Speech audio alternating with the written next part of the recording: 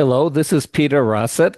I'm speaking to you from Chiapas, Mexico, El Colegio de la Frontera Sur, a research institute where we work closely with peasant movements on multiplying and territorializing peasant agroecology.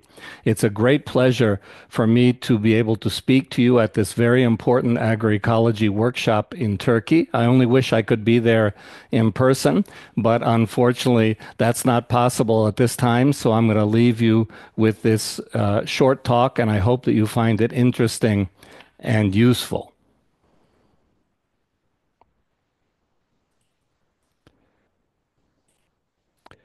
So I want to talk about building peasant to peasant processes to multiply agroecology, both in my research as an academic as well as my work as an activist during many years as part of the International Operative Secretariat of La Via Campesina. We saw and we participated in and we accompanied many different kinds of methodologies and processes. And what we've come to see as the best way for multiplying, territorializing peasant agroecology and territories is through these kind of horizontal social processes. Just to remind people, what is La Via Campesina, where I worked for many years? It's the global movement of peasant organizations, small farmers, farm workers, indigenous people, rural women, landless peasants, rural youth all around the world in more than 80 countries in the world. And La Via Campesina engages in both political struggle as well as issues like agroecology and peasant seeds, which are, of course, very important for peasant communities and small farmer communities around the world to be able to survive the very difficult conditions and many threats to rural life in today's difficult world. Let's just remember, what is agroecology? Some call it the inter and transdisciplinary science of how agricultural systems work, the scientific basis for the design and study of more sustainable systems. Also, some call it the agricultural practices that permit farming in a more sustainable way. But we can also say that it's a global social movement to transform agriculture, to make agriculture more environmentally sound, to make it a better place for small farmers and peasants to be able to have a life with dignity. Here are a couple of books of mine about agroecology over the years. There's a number of reasons why agroecology is very important and very commonly spoken about today. That's that peasant and family farm-based agroecology has many advantages compared to industrial agriculture. It can produce healthy food for local people, what we call food sovereignty. It's better in terms of rural livelihoods and rural cultures, more resilient to climate change and other shocks compared to industrial monoculture, has much lower greenhouse gas emissions, lower probability of generating emergent diseases. Most of recent pandemics come from industrial livestock production. For farmers, can often have lower production costs, meaning less indebtedness. Agroecology provides the opportunity for better stewardship or management of productive resources like land and conservation of biodiversity, and provides farmer and peasant families and communities with greater autonomy and less external dependence. But we have a major challenge. How are we going to bring peasant and family farm agroecology to a larger scale? By a larger scale, I mean that peasant and family farm agroecology should be practiced by ever more families over ever larger territories. We in farmer and peasant social movements would like to build agroecological peasant territories, and how to do that. At my university here in Mexico, we've considered cases around the world that have been successful, emblematic cases of peasant agroecology growing to a large scale. That doesn't mean large peasants. It means many small peasants covering a large scale. And this is one of the articles that we've published, but there are a number of lessons from our research around the world. And those include, what are the factors in achieving scale in successful cases? all of the successful cases we found in around all the continents were based on social organization and social movements or peasant or farmer movements or organizations, on horizontal social process methodologies and pedagogies, on leadership or protagonism by peasants themselves, on farming, agroecological farming practices that actually work, on having a motivating discourse and framing. That means including recovering the spiritual or the political aspects that motivate farmers to change what they're doing. Political opportunities can be important, external allies, charismatic leaders, favorable markets, favorable public policies. But within all of that, what I'd like to talk about is how we can learn the basics of the most successful social process methodology used by La Via Campesina and other peasant organizations to build processes to multiply peasant agroecology at the level of villages, communities, and territories.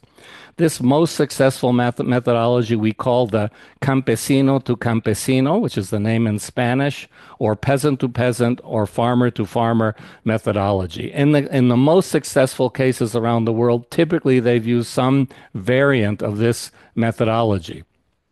This methodology depends on the fact that agroecology is about knowledge. It's a methodology based on sharing knowledge horizontally. So we can first ask, where does agroecology knowledge come from?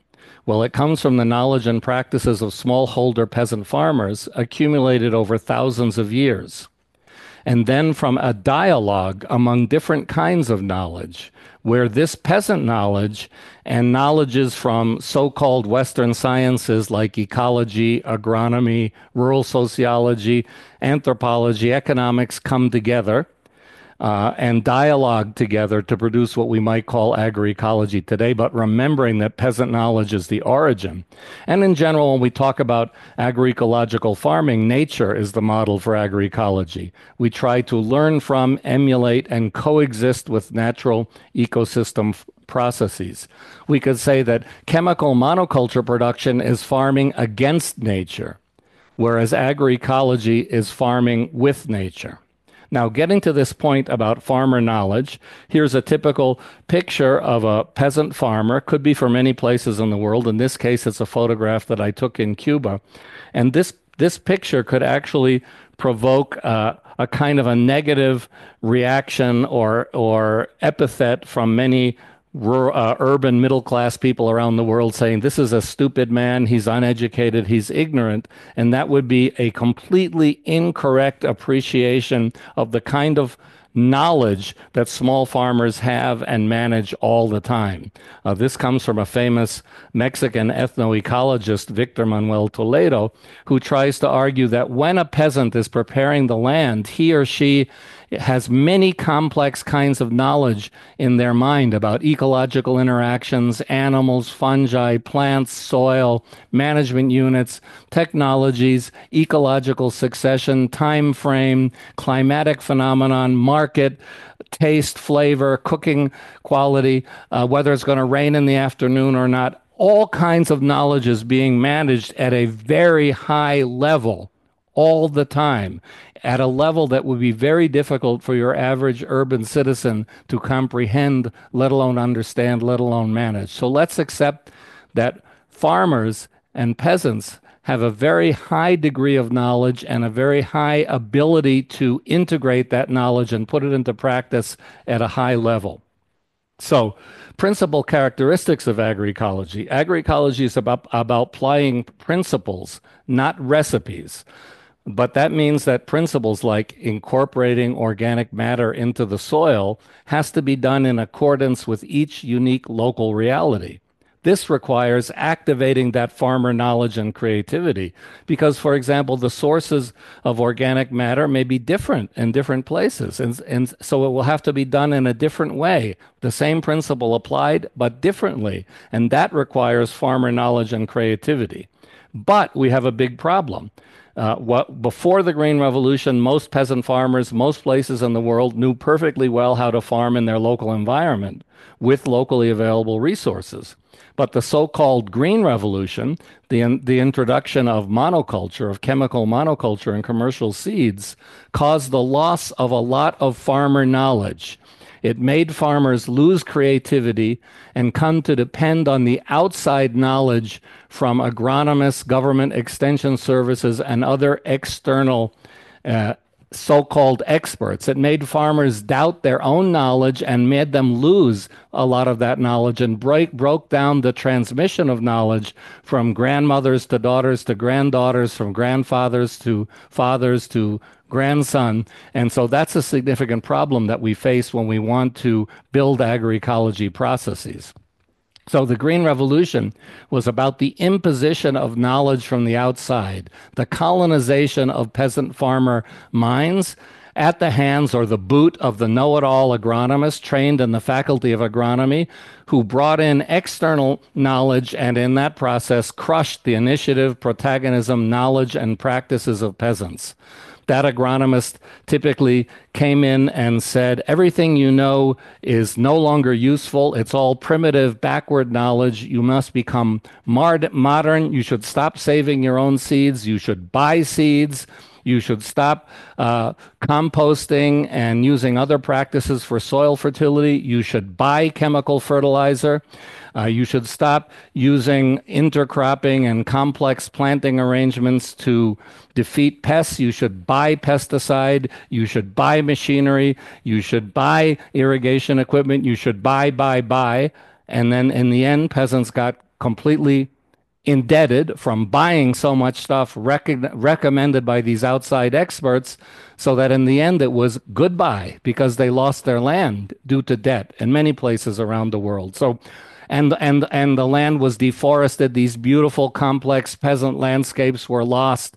And so this imposition of external knowledge caused a lot of the devastation and problems that we face as humanity today. So what we propose with peasant-to-peasant processes is to recover that knowledge. Now, luckily, not all of that knowledge was lost. Many individual peasants and peasant families kept a little bit of the knowledge. In any village, there's the old lady who still has the original varieties of tomatoes that did so well here and that tasted so good. There's still a family that has the local race of, for example, sheep that are very adapted to the local environment and produce the most delicious meat. The old man with the old varieties of fruit trees, the old lady who saved all the local seeds. So we have to find those sources of knowledge, practices, seeds, animal races, and bring them back. They used to be part of everybody's knowledge. Now they're fragmented, atomized bits of knowledge here and there. We need to find them in a process, bring them back, and socialize them so they become collective knowledge again at the level of the community or the territory. So traditional knowledge of how to farm and raise animals in the local environment without outside inputs like chemicals and commercial seeds was fragmented, atomized, and dispersed among community members. Today, to build agricultural peasant territories, we need to find, recover, and share that knowledge. Make it whole again, the level of the community, village, or territory. We need to decolonize knowledge, in other words. And that is the purpose of these peasant-to-peasant, farmer-to-farmer, or campesino-to-campesino methodologies. So what is the peasant-to-peasant methodology? It's basically the basic element are peasants explaining practices, agroecological practices that they still have or that they've recovered or that they've learned to other peasants through horizontal exchange of knowledge. This is a photograph from Cuba where a peasant farmer with the hat is receiving the visit of other peasants on his own farm at his own home, where he's showing them hands-on how he implements particular agroecology farming practices. It's a horizontal exchange of knowledge. So the key pedagogical or teaching moment in this methodology is when a peasant family that has an agroecological solution to a problem that's common to other peasant families offers a workshop on their farm to other peasants who have the problem but not the solution. So let's say many peasants in this area have a problem that during the dry season they have no food for their animals. They have to buy expensive food from the farm store, but there's a family that has some local plant varieties that survive very well during the dry season and provide healthy forage for the animals. So let's take all the families who are lacking food for their animals during the dry season, and let's take them to visit the family that has these wonderful local plant species that can help the animals get through the dry season without having to buy expensive animal feed. So in this kind of a situation, the peasants are the teachers, and their own farm is their classroom. It's not outside knowledge. It's inside knowledge that's already functioning well in the territory. It's not some idea from outside that may or may not work. It's something that we can already see in the case of the family that's hosting the workshop that it works very well. So this methodology, the original methodology that we now use in many countries in Via Campesina, originally came from Central America, from indigenous peasants in Guatemala. And over the years, this methodology of how to exchange peasant knowledge horizontally moved from Guatemala to Mexico, to Honduras, to Nicaragua, then to Cuba. Cuba, with the Cuban Revolution, was the place where this methodology achieved its largest scale success, with more than half of the farmer population of Cuba becoming agroecological in a few decades. Because Cuba is important in our international networks in La Via Campesina, it's now served as a bridge for this methodology to be shared from farmer organization to farmer organization to many other parts of the world. The methodology, I said it was born in Guatemala. That's the birthplace of the peasant-to-peasant or campesino-campesino methodology. This is a visit where we went from many different countries in La Via Campesina to visit Guatemala, to learn from the now old people who originally developed 50 years ago this methodology. We were very inspired, but many times we've gone to Cuba, which, as I say, is where the methodology has been most successful. So how does it work? Imagine a peasant village, a rural village. Around that village, there are many families, typically in many parts of the world, who are doing chemical monocropping, who are basically drawn into the Green Revolution and no longer have traditional farming practices. But usually there are these few families in green that still have one or more of the original practices, which we can call agroecological practices, or original seeds, or original animal feed, whatever it is. So the task of the peasant organization is to find these families in green and then organize visits by the other families to see how to implement the practices that those other families still have. With this methodology in Cuba, in 30 years, 50% of all of the farmers in the country became agroecological. This is one of the greatest success stories that we have anywhere around the world, and it really has a lot to do with using that methodology. In Cuba, in the Via Campesina organization called the NAP, the National Association of Small Farmers, they have a movement which they call the peasant-to-peasant or campesino-to-campesino movement. It's based on that methodology. It involves peasant families who have problems that they need to overcome, peasant promoters who are not paid but are who the families who have the solutions, like the green dots in the prior slide, facilitators from the peasant organization who organize the village, who find out which families could be promoters and receive visits and do workshops, and then coordinators who organize that whole process at a larger level. They even teach school children in the local villages how the methodology works. Here's an example where we had visitors from Via Campesina around the world come to a training in Cuba, and they actually brought school children from the local village to teach us the role of the agroecology promoter, the role of the agroecology facilitator, because they want to make sure that this methodology and this movement continues into future generations. So what farmer to farmer, campesino to campesino offers us is how to go from chemical monoculture to a complex agroecological system. The problem is we can't do it all at once. You can't ask peasant families to change everything. They'll resist. It's too much of a risk. So the farmer to farmer methodology proposes to do it step by step, bit by bit, solving problems via agroecological solutions one at a time. So for example, I said, if a family, they're going broke because they have to buy so much animal feed in the dry season. So they have a clear problem. So then as the organization, we say, okay, we have a way that you could feed your animals without having to buy animal feed. And there's another family in your same village who's already doing it, who has some local plant species that are easy to manage, that provide excellent forage in the dry season. We can invite you next Sunday to a workshop at their house. They're going to offer coffee, maybe a snack, and then they're going to show you the plants that you can plant to give your animals food in the dry season. And they'll share you some seeds. They'll allow you to practice managing those plants.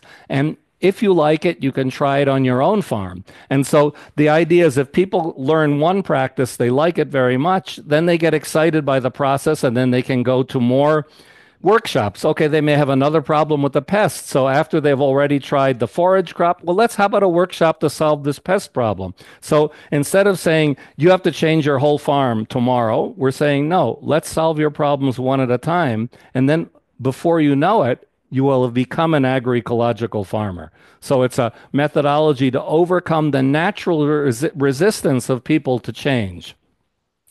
Normally, the peasant organization does an inventory of all of the families, which families have different kinds of agroecological practices that they could teach to other families, like the incorporation of crop residue into the soil, crop rotation, intercropping, living fence posts, contour planting, botanical pest repellents, etc., a whole variety of things that we found in the territory. And so now we basically know that if somebody needs to learn about getting organic matter into the soil, why they could go to a workshop offered by one of the families on how to incorporate crop residue into the soil, and so on for the different practices.